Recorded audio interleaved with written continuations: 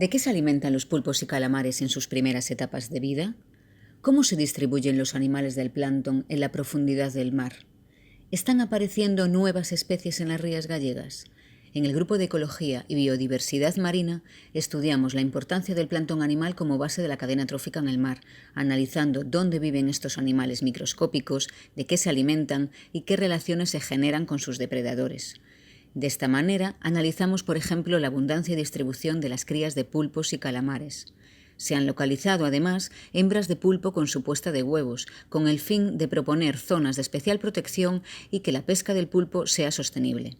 Analizando el plancton de nuestras rías, tanto a nivel morfológico como molecular, podemos encontrar especies de copépodos originarias de zonas más cálidas e incluso estudiar los enjambres de krill, uno de los animales más abundantes del océano y que constituye el principal alimento de las ballenas con barbas, las cuales emplean las aguas gallegas como zona de su ruta donde encontrar alimento. En definitiva, la investigación del plancton nos permite saber si el ecosistema marino está en equilibrio.